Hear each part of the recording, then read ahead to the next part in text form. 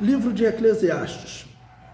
O livro de Eclesiastes no cânon hebraico é chamado de Kohelet, que significa convocar uma assembleia. É um sinônimo do termo eclésia no Novo Testamento, tá bom? Para descrever a igreja, que significa aquela que é chamado, convocado, reunido. Na Septuaginta foi chamado de Eclesiastes, que significa chamado, convocado ou reunido. Ou seja, o termo Eclesiastes, ou Kohelet no hebraico, é o mesmo termo para eclésia no Novo Testamento, por isso Eclesiastes. O termo aparece diversas vezes no livro, sempre traduzido como pregador. No capítulo 1, versículo 2, versículo 1 e 2 de Eclesiastes, vamos ler esses dois versículos? Eclesiastes, capítulo 1, versículo 1 e 2, diz assim: palavra do pregador, filho de Davi, rei em Jerusalém. Vaidade de vaidades, diz o pregador, vaidade de vaidades, é tudo vaidade. E tem outros versículos também aí. Bom, então, o termo eclésia, aqui, que é aquele termo que significa igreja, ele é traduzido por pregador, tá bom? Mas poderia ser traduzido também como aquele que recebeu o chamado, aquele que foi convocado por Deus, tá bom? Bom, o livro de Eclesiastes, ele com esse significado tão importante, é interessante também nós destacarmos o seguinte: ele na Bíblia hebraica, ele não estava na seção chamada de livros poéticos, mas ele estava numa seção especial que é chamada de 5 rolos. Foi colocado nos livros poéticos na nossa Bíblia, já no Novo Testamento, que foi uma Bíblia com base na tradução grega da Septuaginta. E lá no cânon hebraico, eles colocaram numa seção especial de livros que eram lidos em algumas festas, tá bom? Desses são os dois que nós vamos estudar hoje, Eclesiastes e Cantares. Sendo que Eclesiastes, ele era lido na festa do tabernáculo. A festa do tabernáculo era uma festa bem especial para Israel, tá bom?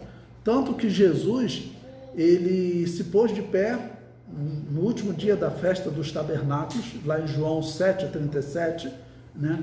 E ele disse: quem tem sede, venha a mim e beba. Por que Jesus falou isso? Porque havia até profecia sobre quando Deus se manifestasse, ou seja, quando o Messias se manifestasse, Deus faria isso, né? Falaria isso para os israelitas. Vamos ler um texto de Zacarias, capítulo 14, versículo 16. Esse texto, ele profetizando, tá bom? Sobre Zacarias, capítulo 14, versículo 16. Diz assim: e acontecerá que todos os que restarem de todas as nações que vieram contra Jerusalém subirão de ano em ano para adorarem o Rei, o Senhor dos Exércitos, e para celebrarem a festa das cabanas. Festa das cabanas é o mesmo que festa do tabernáculo, tá bom? Porque era o termo hebraico Sukkot, que ele era traduzido por tabernáculo, cabana ou tenda, tá bom? Então por isso era chamado de festa das tendas, ou festa das cabanas, ou festa do tabernáculo. Qual era o propósito dela? Era ensinar os israelitas que eles eram peregrinos nesse mundo, ok? Vamos ler também Êxodo capítulo 29, versículo 43 e 44.